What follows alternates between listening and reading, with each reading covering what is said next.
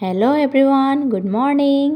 आज मैं फिर से घर का काम जल्दी से निपटा के दुकान जा रही हूँ, क्योंकि ना आज हटिया का दिन है तो भीड़ हो सकती है। ऐसे में चोरी होने का चांस रहता है तो देखना पड़ता है। यहाँ में ना ज़्यादातर ग्रुप में कस्टमर आते हैं और एक कस्टमर दुकानदार को बार्गेनिंग का चक्कर में उलझाएंगे और उधर दूसरा लोग सामान भरा लेते हैं झोला में। सब कस्टमर तो ऐसा नहीं होता, लेकिन कोई कोई ऐसा भी होता है। भीड़ का टाइम में चोरी का रिस्क रहता है, तो मुझे और मेरा कैमरा को वहाँ में जाके पहरा देना था। मैं जितना भी जल्दी जाऊँगी सोचती हूँ ना, लेकिन मुझे 1-2 बज ही जाते हैं। घर का काम, बच्चा को नहलाना, उसको खिलाना और हस्बैंड के लिए भी नाश्ता रेडी करना, और वहाँ में बहुत देर तक रुकना पड़ता है। हम लोग को आते आते रात हो जाता है, तो बाबू के लिए भी खाना बना कर रेडी करना पड़ता है। सबका टिफ़िन भराओ, दोनों बच्चा को रेडी करो, खुद भी रेडी हो, जितना भी करो हमको टाइम लग ही जाता है, 1-2 बज ही जाता है मेरा पिछली वीडियो देखने वाला लोग को तो पता होगा ही यहाँ में हटिया में कितना भीड़ होता है। लेकिन जो लोग नए हैं उन्हें मैं बता दूँ, यहाँ में हफ्ते में 2 दिन हटिया लगता है, एक तो मंडे को और एक फ्राइडे को। इस दिन दूसरा दिन का मुकाबले भीड़ बहुत ज़्यादा होता है। ज़्यादातर नेपाल का कस्टमर आते हैं और कुछ यहाँ का लोकल भी होते हैं। ये हटिया में ना सामान बहुत सस्ती मिलती है। और आप लोग को यहाँ का एक इंटरेस्टिंग बात भी बताती हूँ। यहाँ में फ्रूट्स लोग ऐसे प्रचार गाड़ी में बेचते हैं ताकि दूर दूर का आदमी लोग को भी सुनाई दे। और ये देखिए, बात करते करते पहुँच गए हम अपना दुकान। यहाँ में पहले से ही नेपाल का कस्टमर आके सामान ले रहे थे। पहले तो इनको लगा कि मैं कस्टमर हूँ, लेकिन बाद में पता चला कि मैं कस्टमर नहीं, दुकानदारी हूँ, क्योंकि मैं खुद ही कस्टमर लोग को बुला रही थी बाहर से। यहाँ में ना कोई कस्टमर बाहर में ही रुक के आऊँ या नहीं आऊँ, आऊँ या नहीं आऊँ सोचने लगते हैं, तो उन लोगों को बहुत प्यार से बुलाना पड़ता है। आखिर कस्टमर लोग तो हम लोग का भगवान होता है ना, उन्हीं लोगों से तो हम लोग का बिजनेस है। यहाँ में रह के कस्टमर को कैसे बुलाना है, कैसे रिझाना है, कैसे बात करना है, ये तो सीख ही लिया है मैंने भी। अभी ना बिहार में लगन का टाइम चल रहा है। लगन मतलब शादी, तो शादी से रिलेट कस्टमर ज़्यादा देखने को मिलेगा। दुकान में किसी को शादी के घर में चेंज करने के लिए कपड़ा चाहिए था, किसी को हल्दी सेरेमनी के लिए चाहिए था, किसी को मेहंदी सेरेमनी के लिए चाहिए था, किसी को मटकोर के लिए चाहिए था, किसी को न्योता देने के लिए। अब न्योता मतलब क्या होता है आपको नहीं पता होगा। न्योता मतलब हम लोगों को शादी में कोई रिलेटिव इनवाइट करता है तो वहाँ में वो फैमिली लोग को खुशी से कुछ नया कपड़ा और श्रृंगार का सामान और कुछ पैसा देते हैं, जिन्हें हम लोग न्योता बोलते हैं। बिहार में शादी में ये नियम करना पड़ता है। और यहाँ में न्योता में ही नहीं बल्कि विदाई में भी कपड़ा मिलता है। जो लोग शादी में न्योता लेके आए हैं वो लोग को जाते टाइम में शादी का घर का मेन जो बुजुर्ग आदमी हैं वो विदाई देते हैं। तो यहाँ का नियम यही है, शादी में न्योता लेके जाओ और विदाई लेके आओ।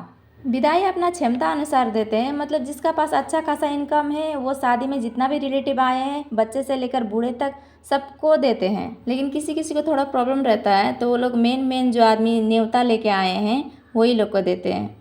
यहाँ में न्योता में भी कपड़ा मिलता है, यहाँ में विदाई में भी कपड़ा मिलता है। मतलब घुरा फिरा के बोलो तो शादी के लिए सबसे इम्पोर्टेंट चीज़ है कपड़ा। इसीलिए मेरा बेटा अभी से कपड़ा बेचने का प्रैक्टिस कर रहा है। अरे नहीं, मैं तो मजाक कर रही हूँ, आप सीरियसली मत लीजिएगा। एक्चुअली मेरा बेटा ना खाना खाने में इतना परेशान करता है, मैं क्या ही बता आपको। लेकिन भगवान का शुक्र हो, मुझे पहले बेटी ही दिया भगवान ने। मेरी बेटी ना बहुत हेल्पफुल है। मतलब बदमाश तो है, लेकिन थोड़ा बदमाशी तो हर कोई करता है ना, लेकिन बहुत हेल्पफुल है मेरा बेटी। इधर में खाना खिला के जैसे ही ख़त्म हुआ तो इधर में आई हम लोग का कस्टमर बार्गेनर नंबर 1। हम लोग जो कपड़ा होलसेल रेट में ख़रीद के लाए हैं वो बोलती है उससे भी कम रेट में दो। जितना भी मेरा हस्बैंड बोलते हैं वो रेट में तो पॉसिबल नहीं है, उतना रेट तो हम लोग का ही पड़ा। फिर भी वो बोलती है नहीं, उतना रेट में देना है तो दो, नहीं तो मैं चली जाऊँगी।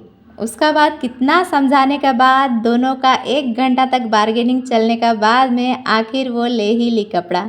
मेरा हस्बैंड उन्हें डील कर रहे थे और मैं इधर डील कर रही थी दूसरा कस्टमर को। उनको देख के ना दूसरा कस्टमर लोग भी शॉक हो गए थे। और इधर में मेरा दोनों लाल, मतलब एक लाल एक पीला, दोनों आइसक्रीम खा रहे हैं। दुकान आने से चाहे कुछ भी हो जाए, ये लोग का मस्ती नहीं रुकना चाहिए। और इधर में हम लोग का रेंट ओनर है, जिनको मैं आपको पिछले कुछ वीडियो में मिला चुकी हूँ। ये आंटी अकेली थी बोल के इनका बेटी और दामाद मिलने आए हैं, तो इनका फेस में तो अलग ही चमक है। और आज हटिया का दिन, बाहर का नज़ारा देखने का मज़ा ही कुछ और है। ये रास्ता नेपाल तरफ जाता है। आदमी लोग घर से रिलेट, शादी से रिलेट सामान लोग नेपाल ले जा रहे हैं, क्योंकि यहाँ में सामान नेपाल का मुकाबले बहुत सस्ता मिलता है। तो इसीलिए ये लोग इतना दूर से इतना भारी अपना माथा में उठा के ले जा रहे हैं।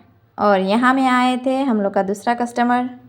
दोनों को रेडीमेड ब्लाउज चाहिए था। वो शादी उदी में होता है ना, ब्लाउज सिला वाला नहीं रहता है तो रेडीमेड ही काम चला लेता है, तो वो चाहिए था। एक कस्टमर को तो पसंद आया था, लेकिन दूसरा कस्टमर को उसका कलर ही नहीं मिल रहा था। ग्रीन कलर ही चाहिए बोल रही थी, लेकिन हम लोग के पास तो ग्रीन नहीं था, तो हम लोग बोले गोल्डन कलर ले जाइए, ये सब में मैचिंग हो जाता है, तो ले गई। उसका बाद मैं गई हम लोग का पड़ोस वाला कॉस्मेटिक शॉप में, क्योंकि मुझे लेना था ईयरिंग और मंगलसूत्र। आप लोग बोल रहे होंगे ये कितना मंगलसूत्र लेती है, उसी दिन तो ली थी। बोलना भी जायज़ ही है, लेकिन मेरा बाबू है ना, ये कोई भी मंगलसूत्र 5 दिन से ज़्यादा पहनने नहीं देता है। और इस बार तो ईयरिंग भी खींच के कहाँ में गुम कर दिया था। मैं इनको बार बार बोल रही थी थोड़ा मजबूत वाला दीजिए, लगने से ओल्ड मॉडल होने से भी चल जाएगा, लेकिन मजबूत होना चाहिए। तो ये बोलने लगी आज ही नया माल आया है, ये मजबूत भी है और न्यू मॉडल का भी है, बहुत सुंदर भी है बोल के दिखा रही थी। यहाँ में मंगलसूत्र रेड और ब्लैक कलर का था, लेकिन मुझे ब्लैक कलर ही पसंद आया तो मैं उसे ले ली। और मुझे ईयरिंग चाहिए था तो ये दिखा रही थी। इतना सारा ईयरिंग में मुझे कोई भी ईयरिंग पसंद नहीं आ रहा था। कोई हैवी था तो कोई कलरफुल, कोई बहुत लंबा था तो कोई बहुत छोटा था, और लास्ट में जाके मिल गया मुझे मेरा पसंद का ईयरिंग। इसका लुक भी अच्छा था और साइज़ भी ठीक था, तो मैं इसे ले ली और पहनने लग गई। और बस ईयरिंग और मंगलसूत्र नहीं, मुझे आज ये दुकान में ख़रीदना था एक और चीज़। एक्चुअली मेरा बेटा ना बिंदी निकालने में भी बहुत माहिर है। मेरा माथा में ना वो बिंदी रहने ही नहीं देता, और ऐसे खाली खाली अच्छा नहीं लगता है, तो मैं यहाँ में एक बिंदी का डिब्बी भी ले रही हूँ। मैं जब मंगलसूत्र ली थी ना, वो खुद दुकानदार को भी पसंद आया था, तो वो अपने लिए भी ले ली। और इधर बॉर्डर पार का कस्टमर का ख़रीदारी हो ही रहा है, ये शायद शादी के लिए ख़रीदारी कर रही है। और इधर आ गई मैं अपना दुकान। यहाँ में रेंट ओनर का दामाद बैठे थे। एक्चुअली वो नेपाल के हैं और नेपाली में बात कर रहे थे, तो मुझे उनसे बात करने में बहुत ही अच्छा लग रहा था। आज इतना दिन बाद मुझसे कोई नेपाली में बात कर रहा था, और ऐसा पहली बार हुआ है कि ये एरिया में मुझसे कोई नेपाली बात कर रहा था। हम लोग नेपाल के बारे में काफ़ी सारे बात कर रहे थे, और इतना देर में आ गया हम लोग का दूसरा कस्टमर। उन लोग को न्यू बॉर्न बेबी के लिए कपड़ा चाहिए था, तो वो लोग ले रहे हैं। और ऐसे ही हम लोग का दुकान बंद करने का टाइम भी आ गया था।